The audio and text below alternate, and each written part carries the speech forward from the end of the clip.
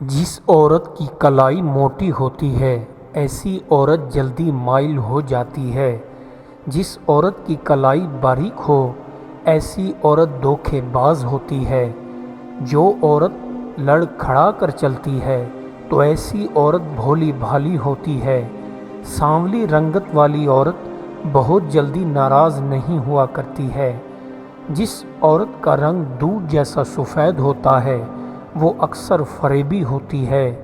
کالی رنگت والی عورتیں زیادہ تر نبھانے والی وفادار پائی جاتی ہیں۔ جس عورت کی آواز باریک ہوتی ہے اس میں گرمی زیادہ ہوتی ہے۔ جس عورت کے ہونٹ پتلے ہوتے ہیں اس میں برائیاں پائی جاتی ہیں۔ جس عورت کی آنکھیں گول مٹول ہوتی ہیں وہ دولت کی لالچی ہوتی ہیں۔ جو عورتیں زیادہ سوتی ہیں ایسی عورتیں بیہودہ قسم کی پائی جاتی ہیں۔ کالے کپڑے پہن کر سونے سے آدمی کی عمر جلد ڈھلنے لگ جاتی ہے۔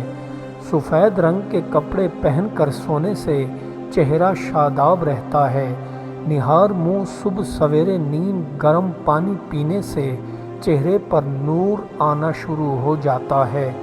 الائچی چبا کر سونے سے آنکھوں کے حلقے غائب ہونا شروع ہو جاتے ہیں۔ سونے سے پہلے آلو بخارے کھانے سے زندگی میں کبھی بلڈ کینسر نہیں ہوتا ہے۔ ہفتے میں ایک بار چھوٹا گوشت کھانے سے آدمی کی طاقت برقرار رہتی ہے۔ سونے سے پہلے لیمو پانی پینے سے زندگی میں کبھی پیٹ باہر نہیں نکلتا ہے۔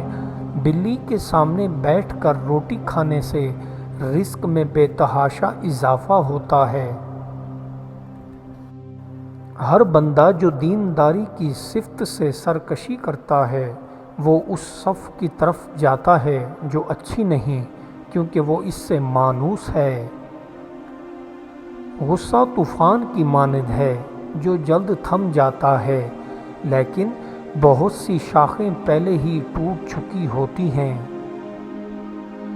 اگر آپ ایسا دوست ڈھونڈ رہے ہیں جس میں کوئی بھی خامی نہ ہو تو یاد رکھیے آپ زندگی میں ہمیشہ تنہا ہی رہ جائیں گے۔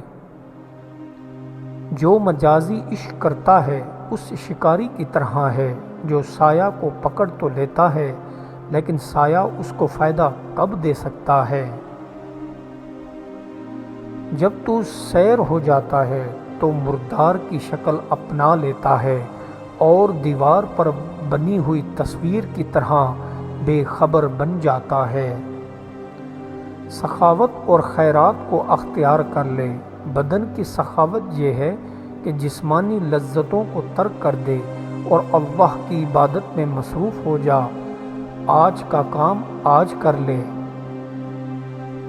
اپنے دل کو اس کا غلام بنا دو، وہ اپنے آپ کو دلوں میں ظاہر کرتا ہے اور خود درویشوں پر مہربانیاں کر دیتا ہے۔ محبت بادشاہی ہے لیکن اس کا تاج چھپا ہوا ہے۔ قرآن سچ کہتا ہے لیکن اس کا معجزہ چھپا ہوا ہے۔ عشق نے اپنے تیر سے ہر عاشق کے دل کو چھید لیا ہے۔ سب تدبیریں اور سب کام و کاج سے عاجز آ گئے، اللہ کا کام اور اس کے احکام باقی رہ گئے۔ کوئی بھی کوشش اور جد و جہد توکل سے زیادہ بہتر نہیں۔ اے بندے ایسا پیشہ سیکھ کہ آخرت کے دن مغفرت کی آمدنی اور کمائی حاصل ہو۔ وہ عالم آخرت ایک ایسا شخص۔ اے بندے تو بھی آخر مومن ہے، مجاہدہ اور ریاضت کی صف معرکہ میں داخل ہو جا، کیونکہ تیرے لیے آسمان پر ترقی و مدارج کی محفل منعقد ہو چکی ہے۔ اگر تجھے اللہ نے بدصورت پیدا کیا ہے، خبردار بدصورت اور بد عادت نہ بن۔ اگر تیرے پاس جوتا ہے تو پتھریلی زمین پہ نہ چل۔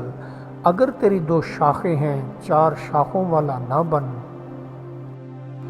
کوشش اور ہمت کر تاکہ اندر کا راستہ پا لے، ورنہ زنجیر کی طرح دروازے سے باہر رہ جائے گا۔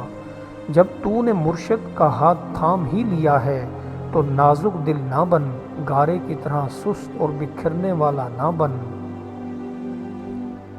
تو جا عقل مند کے سایہ کی پناہ لے، تاکہ چھپ کر لڑنے والے دشمن سے نجات پا لے۔ تیرے لیے یہ تمام اطاعتوں سے زیادہ مناسب ہے، ہر آگے بڑھنے والے سے تو سبقت لے جائے گا۔ ایک خیال جو تیرے دل میں آتا ہے، اس سے 100 جہان فوراً اوندھے ہو جاتے ہیں۔ بادشاہ کا جسم اگرچہ ایک ہوتا ہے، لیکن اس کے پیچھے ہزاروں کا لشکر دوڑتا ہے۔ جو انسان بہادر اور نڈر ہوتا ہے، وہ اپنے خوف اور درد کو ساتھ لے کر چلتا ہے۔ خوف سے کمزور روح بھی اپنے اندر مردہ ہو جاتی ہے۔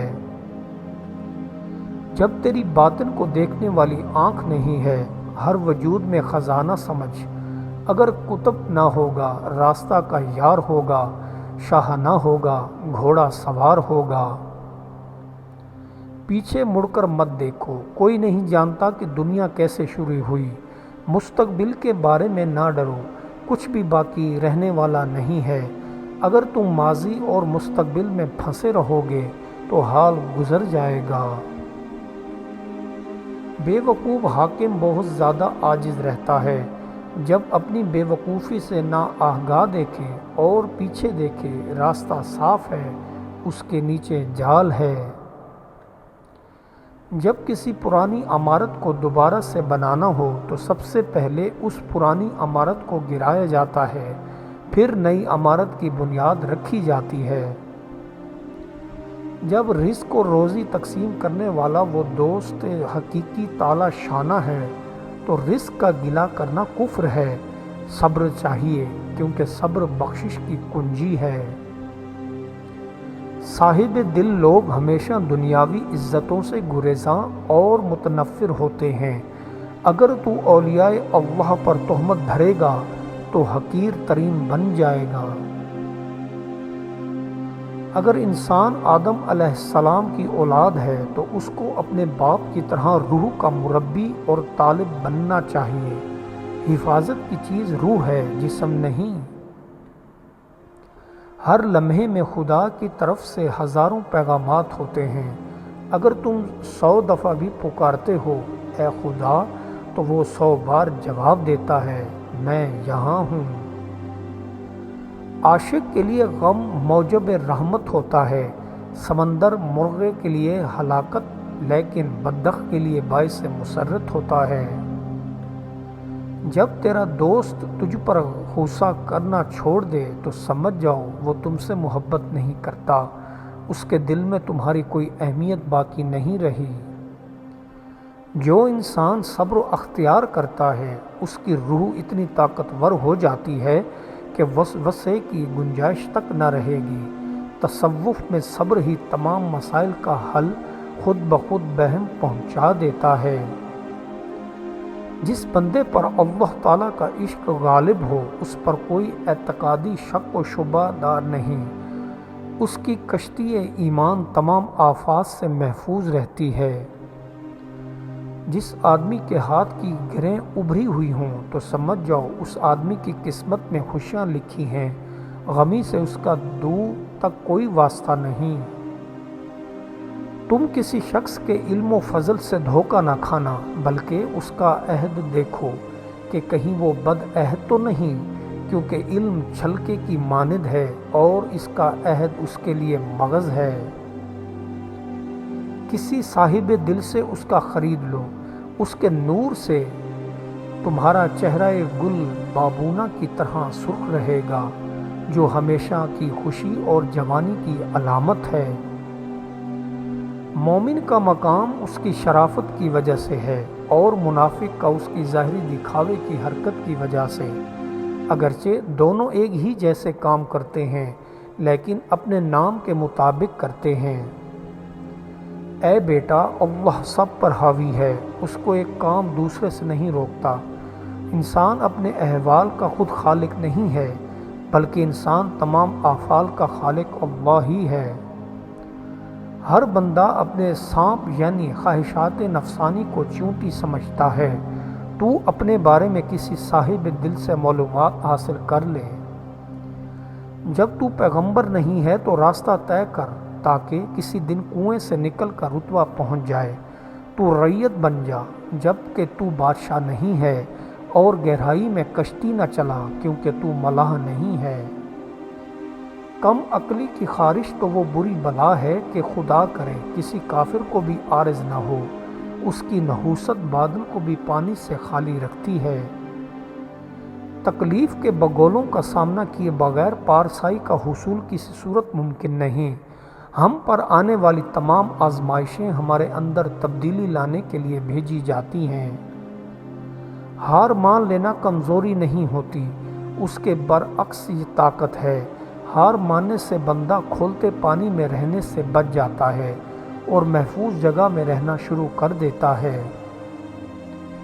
یہ تمہارا راستہ ہے اور اکیلے تمہارا ہی ہے۔ تمہارے دوسرے اس پر تمہارے ساتھ تو چل سکتے ہیں، لیکن کوئی بھی اس پر تمہاری جگہ نہیں چل سکتا ہے۔